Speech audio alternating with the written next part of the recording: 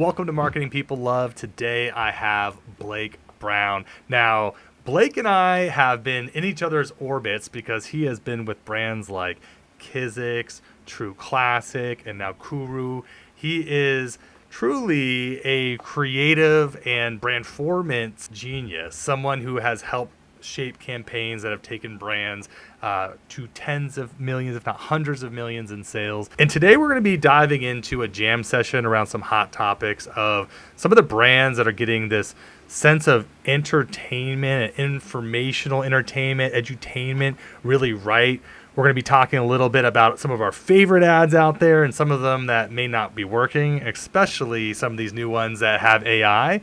We're also going to talk about how AI is infusing itself into our creative worlds, how we're thinking about it, where we think where we're thinking there's some watch outs, but also some power to take your ideas to the next level. So with no further ado, let's jump into the show. So Blake, you and I, the reason that we're here is hmm not only have we both been working with really incredible brands to do really not just great work, but work that people respond to, love, buy from.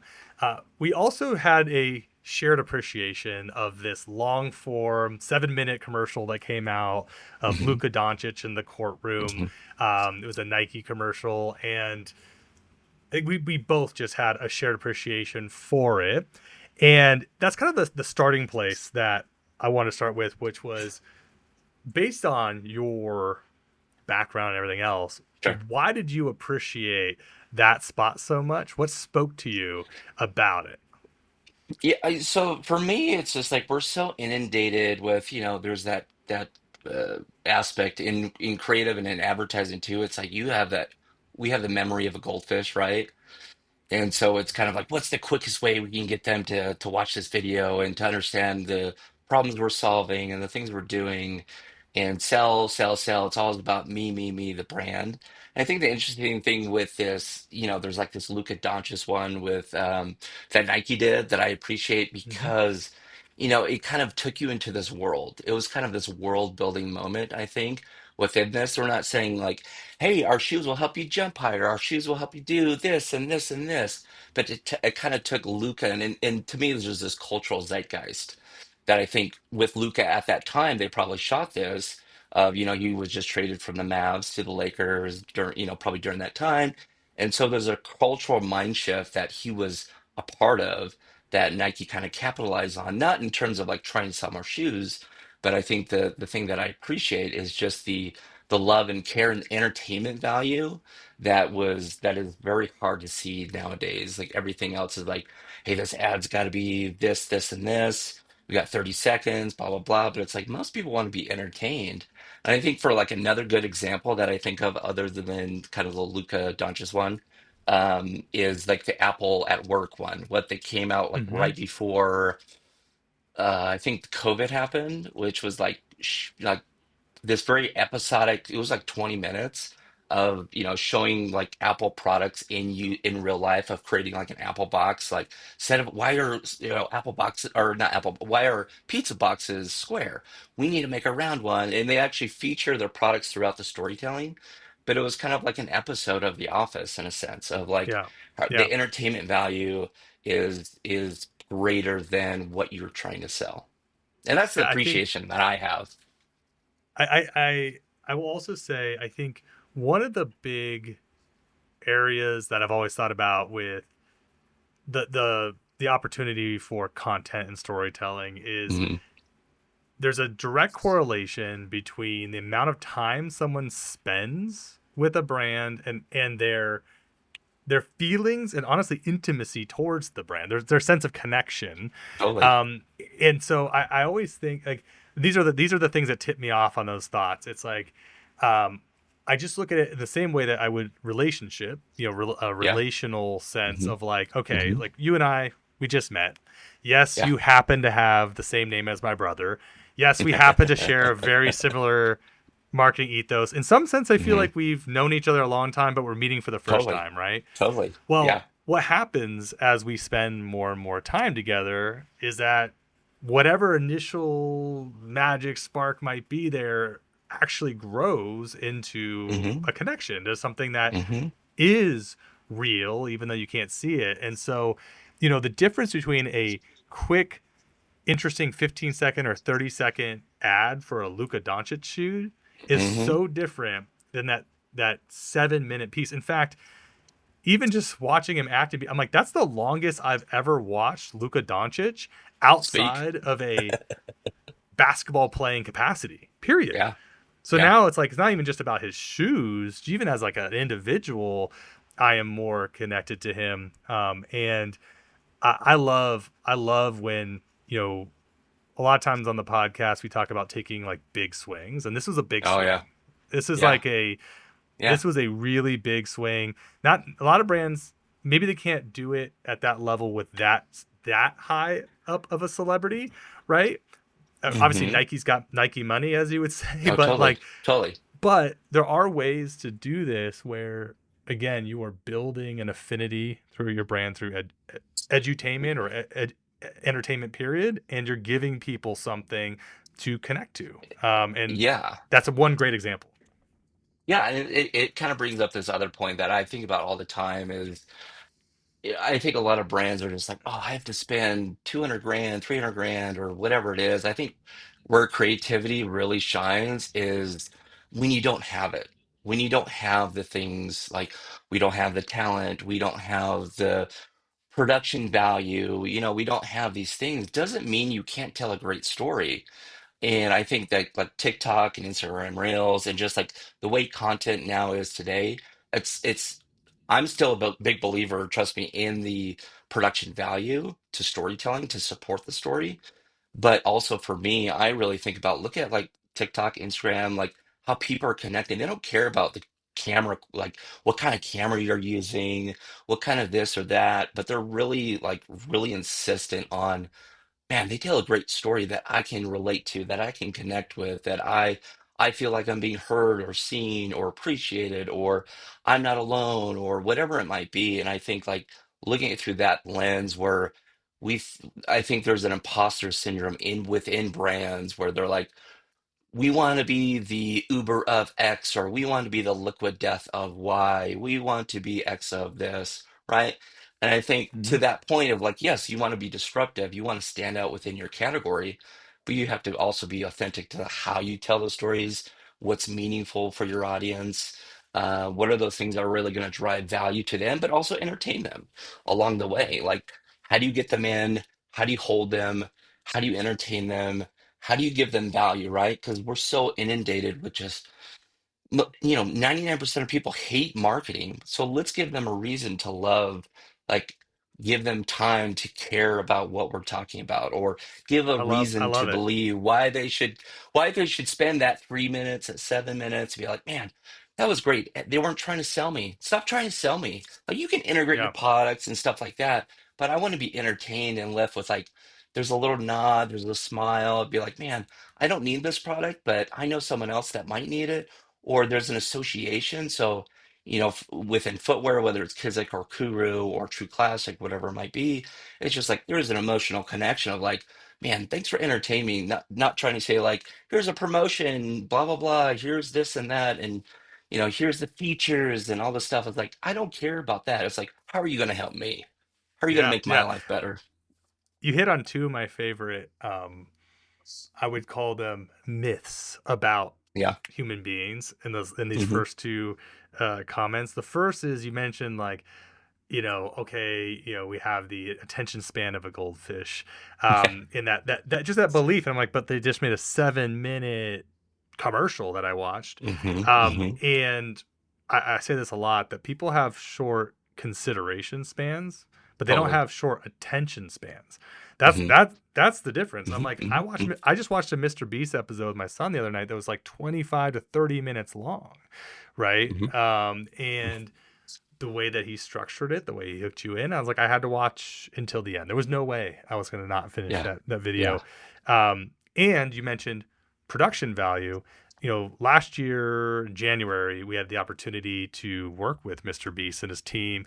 Myself and a couple of our team members flew out to his studios. We were part of helping to film and edit an episode, Hmm. and they were really intentional about how mid-level quality all Yeah. their camera equipment was. They were like, no, this is intentional. Like we don't Oh, care about oh, making it any nicer. It's the idea yeah. that matters. It's the To- drama. It's the edit. Totally. And the same thing relative to Mr. Beast. I think you might have talked about this before, but I'm also a big believer in it. And I'm like, Mr. Beast specifically, they'll do like 100 thumbnails and like Hmm. test all these different thumbnails and do these things that are like, what's going to provide the most value and people to, I would say like rage bait or clickbait or something like that. But what are these things that are being very intentional about how they're doing it, which I think is Yeah. super smart.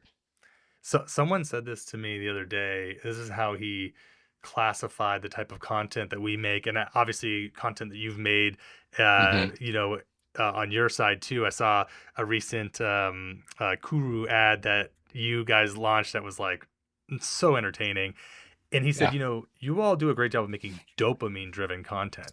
Like if it's not giving me some sense of dopamine, like why am I here? And I would say it's so Yeah. true. Like we're on the internet to waste time, like see something cute, laugh, Yeah. learn something. Fry. It's all dope. It's yeah, it's Yeah. all dopamine Yeah. to some extent. Yeah. And so, would love to ask you a little bit about.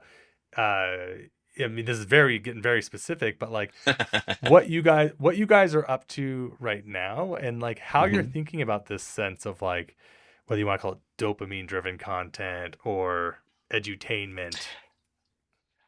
Yeah. I mean, I think part of it is just like, there's a sense of there's I think a lot of brands struggle with making the perfect ad or making the perfect content when it's just like, if I can't make content that, at least for me, that gut feeling of like, would I watch this? Would I give this the time of day, even if I'm not in market? Does it give me that sense? Does it give me that dopamine or that excitement? I think Mm, creativity should really stem off of like not just one idea, but it should be like, oh, we have the freedom, we have the box, whatever how big or small that box is. But I think it's like, and I think other people probably listening or watching this are thinking like, well, how do you do it? Right? It's just like half of everything is like getting people on board and then executing on getting those people on board. So I think there's just like, I mean, we recently just did a TikTok ad, and I was kind of the person in the video, right, where I was just like, we shot it yesterday and I'm like, I don't care about my ego. Am I the right actor? No. But it's like, not a lot of people, we're building up our awareness game in terms of like, because we solve a specific problem at Kuru, which is like foot pain. So we're trying to be mhm, the yum to the yuck of the orthopedic industry in a sense. And so I'm just like, people just want to be entertained. It's like, and you can feature the product, you show the product, but I don't care about the mesh or this or that, but it's like, give me a reason why I should care in terms of like, hey, I might not need your product now. It's the 95/5 rule. Maybe down the road, maybe this, but it's like creating that full funnel framework of like bottom of the funnel on Meta and all that stuff is like super easy comparative to like, oh, we're so good at bottom of funnel. Let's start dripping that down as best we can. So, which you guys do phenomenally well. I mean, between like Dr. Squatch and Native and all this stuff that I think if anybody hasn't seen Raindrop's work, you got to go check it out because I think you guys do some of the best work in the industry, specifically on the D2C side.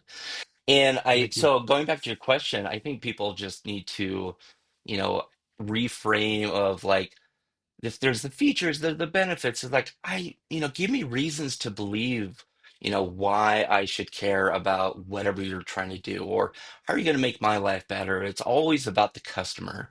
It's a not, I mean, this is what marketers get wrong all the time, even on the creative side, it's so hard to remove yourself from that audience of like, I mean, but there's also an earlier intangible gut feeling, right?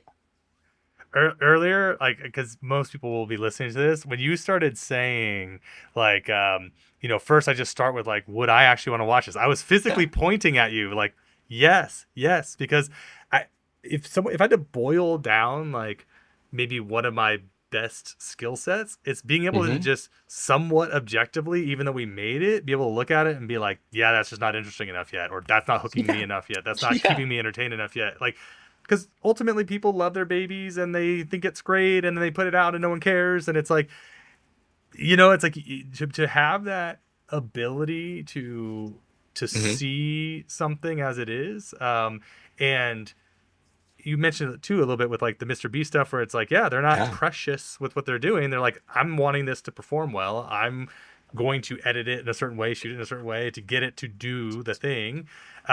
And it is. I will say that having worked with so many brands and even like worked and launched on like brands maybe I was more intimately involved in. Like the more sure. intimately involved I am in a brand, the harder it is to be objective. And Yeah. I feel like we provide that for people because sometimes you're just like, I don't know, I feel like we're the best in the market. Everyone should buy us. I'm like, yeah, but they don't. And like your competitor that's like crappy is kicking your butt. Why is that? Yeah. Yeah. Yeah. It is interesting. Well, there's a sense of like, I don't know, you get too worried about the processes, the storytelling, all these stuffs, and like end of the day, people don't care how you get to the outcome. It's just you have to find a way that's going to be like, how are you entertaining me? How are you giving me a sense to believe? Is this a problem I have? Or if I don't, is there an association? So to me, it's like people are always like, we got to post on Instagram and TikTok every day. I'm just like, not necessarily. I'd rather come out with great stories. I'd rather post 2 times a week or something like that that has better relative content to really drive people to be like, oh, I've never heard of you guys before. Oh, I know somebody that has this problem with their, they have plantar fasciitis or they have some problem that we're solving. So it's just to me, it's like Hmm. driving deep into like it's not the perfect content, but I rather just create and then learn as quickly as possible to drive the most value for the long-term vision, not just the short-term 7-day click, 1-day click, like acquisition focus, which I'm kind of one of those rare breeds that cares about both of like the performance and the performance and the brand building side. People, there's always been this one or the other. I was like, I no, know. they can run at in stream at the same time. It's like you're worrying about the wrong thing to be Yeah, like yeah, we yeah. we between a creative and acquisition side, we care about the same things. Hmm. Yeah, I mean, we use the word brandformance a lot. It's like kind of what you're yeah, describing. yeah. The reality. It's like when you can get them both to work at the same time. Meaning you give people something entertaining, worth watching, Hmm. educational, makes them think I need to maybe take an action now or quicker than I was planning to make a switch or try Yeah, something. yeah, It absolutely. I mean, we've both been part of brands that have gone to 9 figures plus, yeah. and it's like you kind of have to get to the point where you can create something that's as widely a wide enough audience that also feels like you're specifically speaking to them, that take action and stop what they're doing to consume something you've made. It is a little bit of like a uh, there is, I wouldn't say there's a formula to it, but there is like Yeah. certain fundamentals that have to be in Sure. place for those things to happen. It's like an eclipse that's happening between brand Yeah, and performance. And yeah. actually, one of the questions I wanted to ask you was, in your career, you've been with these great brands, and you've done such great work. Like, what has been some of the feelings? Has there been campaigns where before you came out with them, you're like, I really think this is going to work, and then it did. And then has there been times where maybe you didn't think it was going to work and it did, or vice versa, you really thought it was going to work Uh, and it didn't for some reason? yeah, I mean that's the thing is like there's an internal optimism, but also skepticism that happens in a creative mindset is like always going. This is where like imposter syndrome. So anyone that's listening, between you and I, we probably have 50 plus years of experience doing this kind of stuff. And I think people get so worried about doing the right thing. And I think like, yes, I have done lots of campaigns that have like exactly articulated the thing that I hoped it would do. Other ones that just tanked like massively. And it's one of those things of like, okay, what did we learn?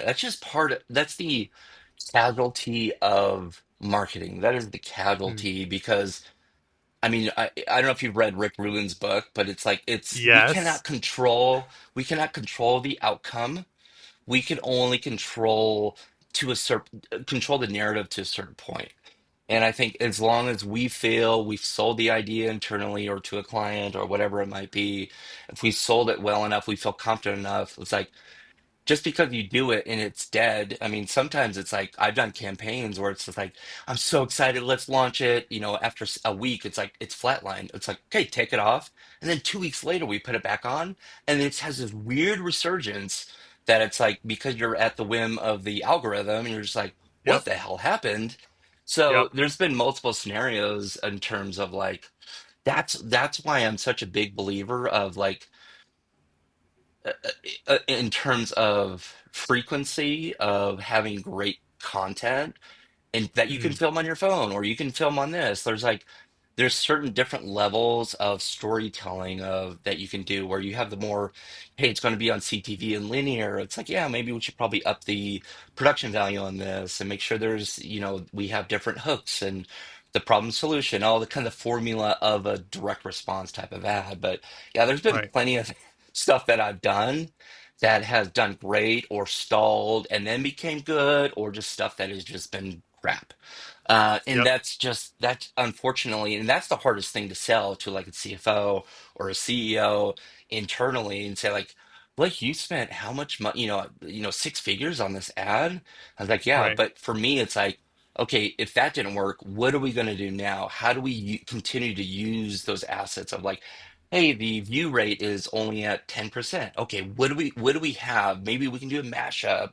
It's like I don't want to just set it and say, we can't do anything. I'm so sorry, but it's just like for me, it's like I'm so driven by if there's a will, there's a way. I will find a way to say like we're going to do a mashup, we're going to do an unboxing, and then we're going to put this as an insert into here, and like I'm going to try to get Yep. as much value as I can out of the content to make sure how do we how do we get back of the production of what we spent? How do we get Yep. the most longevity out of it, even though if that campaign or the 15-second, 30-second, or the 60-second, or whatever it might be.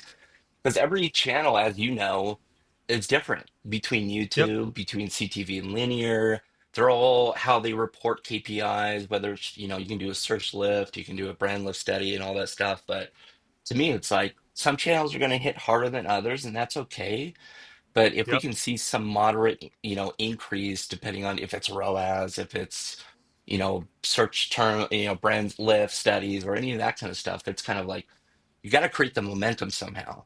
And I Yeah. think it's I like mean, I'm damned if you do, damned if you don't, but I'm still going to find a s- way. something you said though that I think is important is, um, you know, the when I think about our our biggest and best performing creatives of all time. Hmm. I'm thinking like to give it like an actual number, we have about I think we have 20 YouTube campaigns that have done more than 10 million scalable views, right? Hmm. So like if it's like okay, you know, some of them have done 50 million, some of them have 100 million, some of them have done quarter billion. Um, but when I look at like okay, well, what are the things that those campaigns have in common? Almost half of them Hmm. were originally seen as potentially dead on arrival. They stuck them in. They stuck them into YouTube. Didn't know what they were doing. Stuck them into Meta. Hmm. I did not quite understand what they were like. Whatever the brands were Set doing, it they and weren't forget quite it. sure. And they just are like, well, it's not outperforming my best offer hook and my best photo that's running to my Meta funnel, and I should turn it off. And I kid you not. I mean, if they had turned off just those 10 campaigns, you're missing out on 600 to 800 million dollars in sales. I'd have to do the math on like how much Yeah, that would have yeah, just been like yeah. totally stunted the momentum of those brands if they had just decided they were dead on arrival. Yeah. And the number of times, which again is over a dozen now, that I've seen someone take the exact same creative and use it on a different channel in a different Hmm. way, start at a different point, use a different media buying team that like knows the channels better.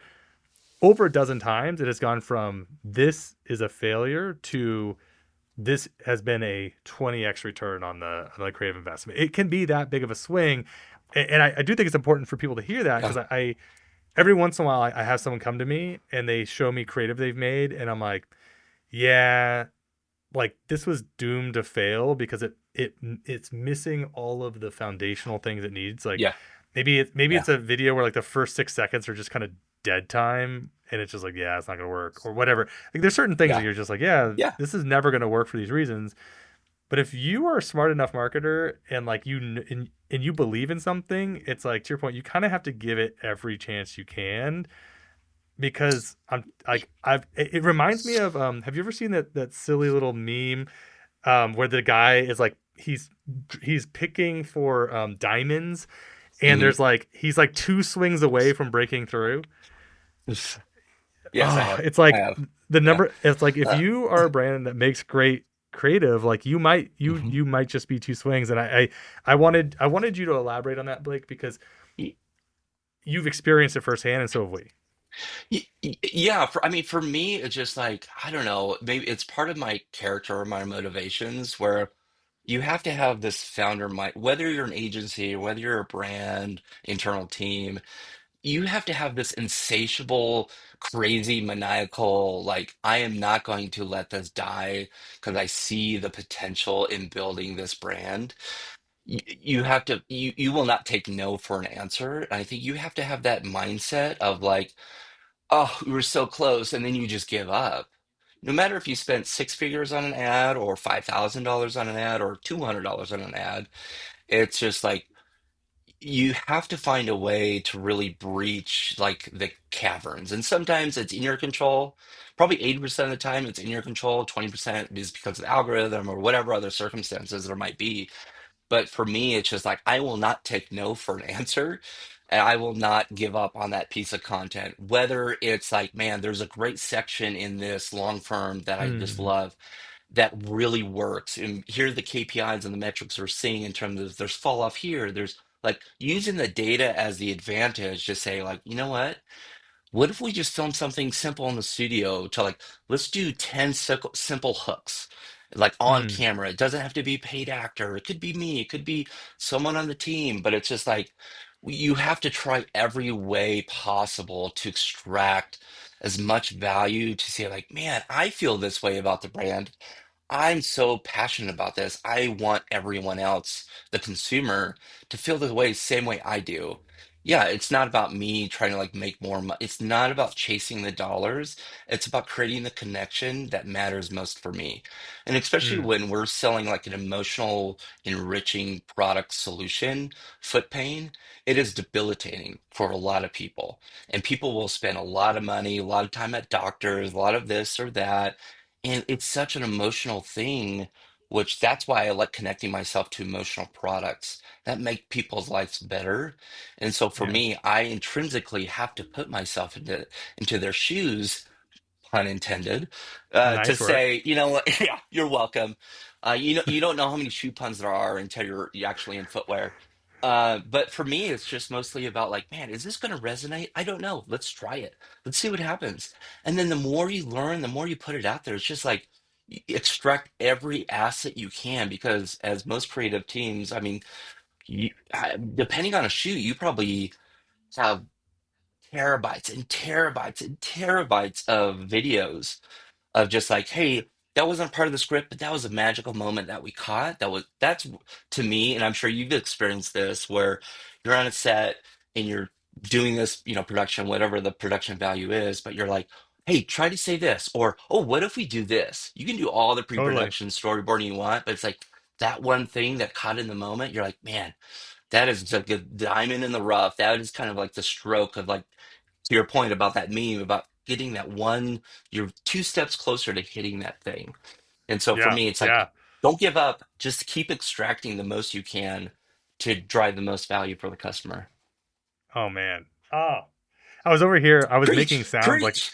no. I was over. I was started making sounds like I was either in a church or eating a fine dining meal. I was over here like, yes, Mm, I mm. was, I was, yeah, because I mean, look, it's I think it's important, if you're listening right now, God bless you for listening to Blake and I. Um, I just can't tell you. Like sometimes you really just need to hear that. And it's like it's one of those things that maybe how do I put it? It can feel very lonely and very confusing if you haven't been in a position where you have really great storytelling and content that you're like, it's just not quite working yet, but I know there's something here. And then the Hmm. question is always like, do I ditch it and just move on to something new? What do I do? And so, and especially if you feel like your gut instincts aren't there to be the one to iterate on it, it can feel very lonely, confusing. Oh, Add to the word there, but to also hear that, like, no, like there are people out there that can look at the content for you and potentially provide another perspective on how to get the most out of it. Whether that's internal or external, I just think it's a really good reminder, because people are sitting on we're always so worried about picking the next lemon from the lemon tree that sometimes we don't juice the one we have. mm-hmm. And Or the grass is uh, always greener, or whatever it might be, right? exactly. Well, so let me make a shift into a very big topic that's happening more and more, especially with Hmm. Google's announcement of VO3. Hmm. I spent all weekend playing with it. Our team Nuts. has dove into all of these tools. I mean, there's so many incredible tools coming out. And the reason the bridge I'm going to make here is you mentioned I'm sitting on terabytes of data Hmm. this brand, and now you have the ability to either create net new or just augment what you Totally. currently have. I mean, you could literally take a still Totally. photo of your product and turn it into a video. I, you Y- know, y- so how are you thinking about AI is so big, like it's such a big Yeah. word, but like Yeah. specifically, maybe take me through some of your thoughts. I'll share mine, and we'll jam out a little bit on this. Yeah, yeah, for sure. I mean, it's such a hot topic. I mean, especially in the creative world. I mean, a lot of people I know are super worried. There's a lot of people that are concerned about, oh, well, what about my job? What about this? And I get it, right? I mean, there's so many uncertainties, but it's like, are you going to use it to your advantage, right? And so for me, I use it every day. I don't use it to say, hey, give me a campaign. It's more of like a collaborator. I look at it into the lens of being a collaborator, or help me do the things that I do not want to do to help me focus on the things or the craft that are necessary for us to grow. And so for me, if there's static ads or if there's us versus them, like ads or the millions of different types of ads and static ads or even video ads, but it's like I don't. No one loves doing those. No one loves doing like they're necessary, Yep. but no creative I know or probably loves doing those. To me, it's more of like, where is the craft? Where is the story? Where is the human connection? And I will feed. How do I feed the human connection into doing the things that are just kind of the data entry of design or the data Yep. entry of X? So man, if I had my own D2C, Shopify store or stuff like that, man, it is the prime time to start a brand. Is no better time than now. But for the brands that already exist, it's like, man, you have so many tools like at your disposal. I mean, when I Mm. started this, like YouTube was barely even a thing. I was learning how to edit and do stuff like I remember using like Macromedia Flash. And I had this thick book. This Yep. was 2005, maybe. I had a thick book showing about, tweening and, all this other stuff. And now it's like, do the stuff I don't want to do. And so I think my thing for the insecurity of for creatives out there, it's like, use it to your advantage to make yourself stand out. Because I think a lot of like, maybe leadership or C-level people are just like, well, we don't need this team anymore. But it's like, prove them wrong. Show them how it's Mm. going to be an advocation for you delivering your best work in terms of like, use it as a collaborator, right? So it's like, I'm in meetings, I'm doing stuff, the team's in meetings doing stuff, we're all doing stuff, but it's just like you need something. To me, I use it as a framework to like balance ideas or just like, oh, I didn't even think about that. That's a great idea.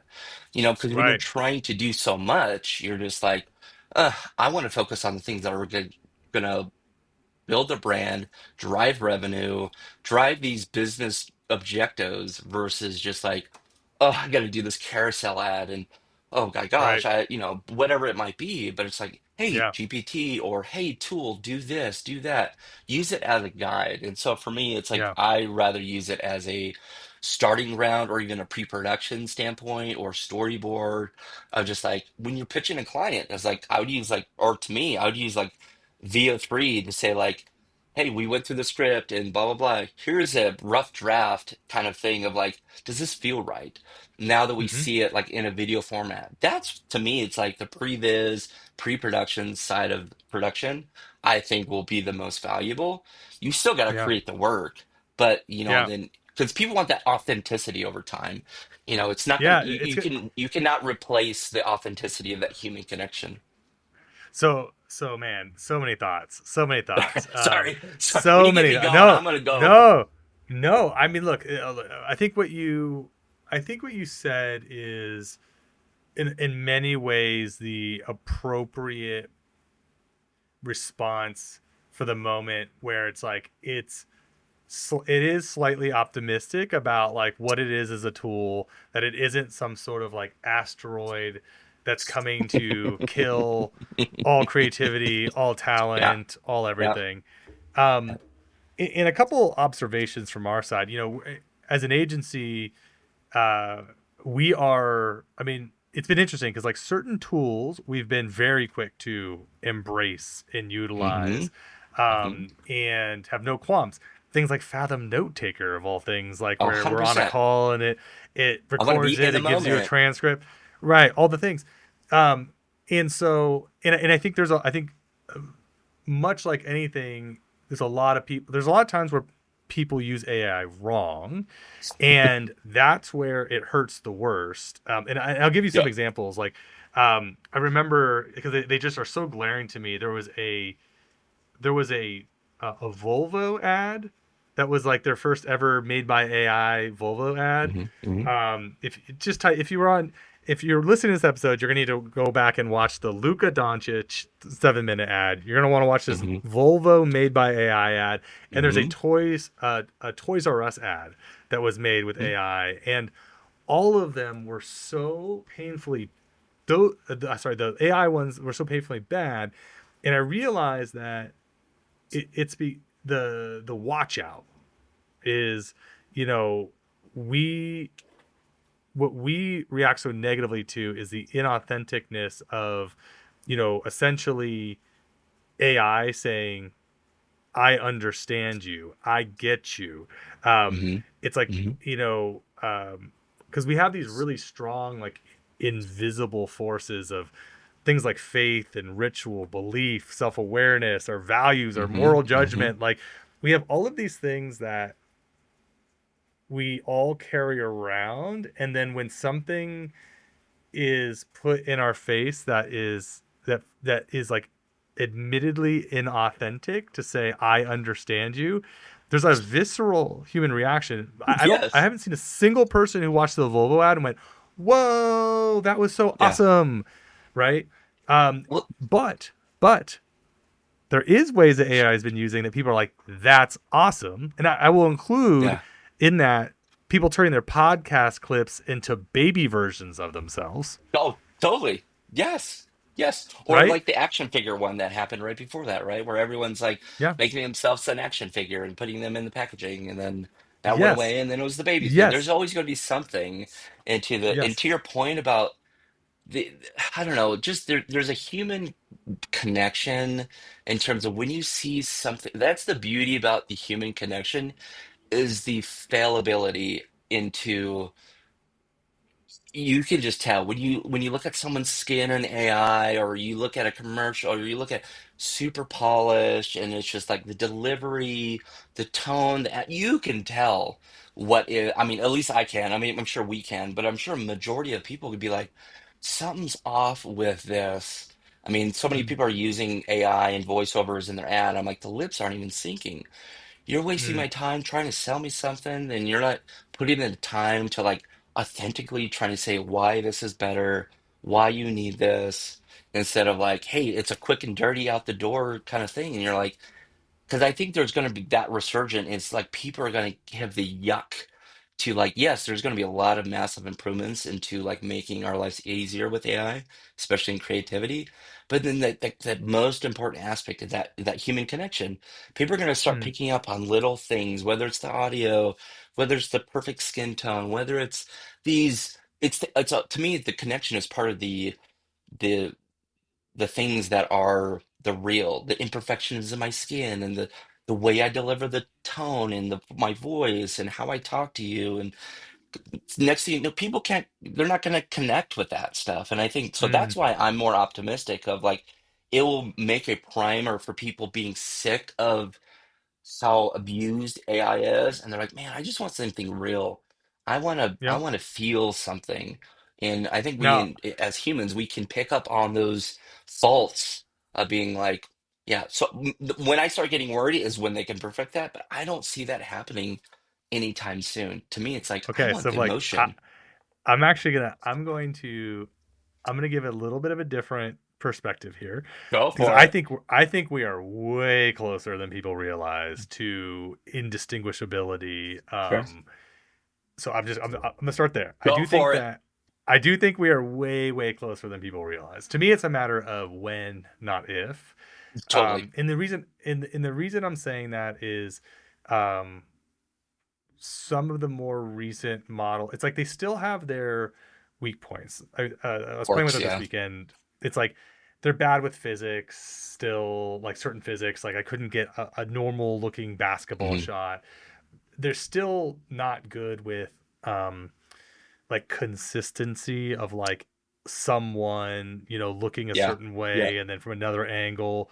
Um, but the reason that I'm like, ooh, like I, I think where I've more so headed with it is I think what it already does and will do is it will allow us to do things that used to be even more expensive. Like this really isn't Hmm. about replacing. I think you said this earlier. It's not really about replacing the stuff that like a talking head testimonial video or UGC video. It's like that's not. Yes, it'll be able to do that, but that's not really what it's about. To me, it's like it opens up a world of creativity that used to cost Hmm. $5 million to do, that now like a team of people with the right skill sets can bring to life, Hmm. Hmm. more affordably. At least Hmm. from my standpoint, I'm Yeah. like we're going to Yep. start going to head with agencies that used to have 4 to 5 times the budget, because we have the creativity and the thinking and we know what we want to Hmm. do. It's just that like Hmm. CGI for a tiger used to be, you know, Oh, totally. $120,000 for a 30-second ad, and now it's like that's actually a little bit more doable. And I think Totally. something you said too is that I think people will be more forgiving of non-human characters, being or non-human things being leveraged with AI. I don't think that people Ye- watch things with CGI and are bothered by it right now. I think they're No. used to CGI. Yeah, Yeah. Yeah. Yeah. And yeah. that was kind of like So to my point is the human aspect, and that's where it gets. But when you're talking like inanimate objects, animals, whatever it is, I yep, don't think people are going to be like, "Whoa, what? What are you doing?" yep. Like, Now, have you spent a lot of time? It's okay if you haven't. Have you spent a lot of time in these prompting anything yet in the video world? yeah, I actually started this last weekend with VO3. At first, I was just like, "Oh, it's cost how much?" But I'm like, you know what? We'll see what happens. And so I Yep. started prompting around. And I was like, I was pretty blown away in terms of because I'm actually working on some like mid bottom of funnel content that's attached to our awareness campaign that we just launched. And I was just like, hey, I'm going to use this as a starting gate to see like what it does and how it does. And I was like, wow, this is it's pretty good. It is pretty good. Um, For me right now, it kind of like replaces like standardized B-roll, but I think hmm here's actually my prediction. I'm saying it for the first time live. You're the first person. This is the Gary This V is no, prediction. yeah, no, 100%. Uh, People who are currently art directors and directors are in such a great position to, even though ironically you think to yourself, oh, it's going to Hmm. replace their skill Hmm. sets. I'm like, I'm talking to my friend he's one of the world renowned like leaders. He made the Pupperman ad that just went Yes. viral. It's a Yeah. fake, Yeah. yeah. So Yeah. name's PJ, Yeah. and so him and I have been talking a lot. And one of the things that he's big on, he's like my every single one of my prompts were 2,000 words long. And so what I start realizing is I'm like, well, everyone's going to have the power to go in and type in a Hmm. sentence or two and create something great. But like to actually get it to what you want to do for the first time ever, you're gonna have people that maybe not even they might be full-time videographers 10 years in that don't even know lighting terms that they Totally. would need to know to prompt. So I'm like, all of a Hmm. sudden, to get really the results you're looking for, you need to be able to call out camera movements, lighting, um, contrast, like all sorts of even being able to describe what tone of voice you want someone to talk with.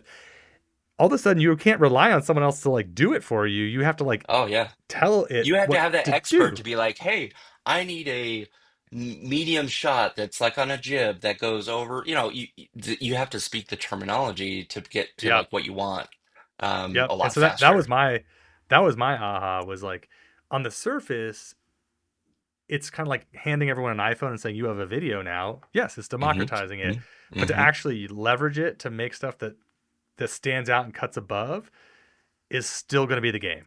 Oh And yeah. that I am excited about. Yeah. I'm like bring on the tools. I'm excited about it. But I recognize that there's AI is such a charged thing because it goes so far beyond creativity and jobs. It goes into so many other realms that we don't have time to talk about right Oh now. no. No. Join Yeah. us for our Yeah. second podcast when we talk about Part two.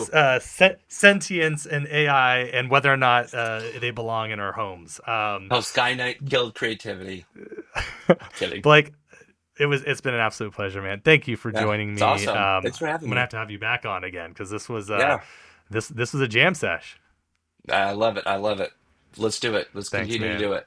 All right, that's what we have for you today. If you enjoyed this conversation, please make sure to subscribe and make sure you do not miss an episode of Marketing People Love because there's always a takeaway that can make your brand even better.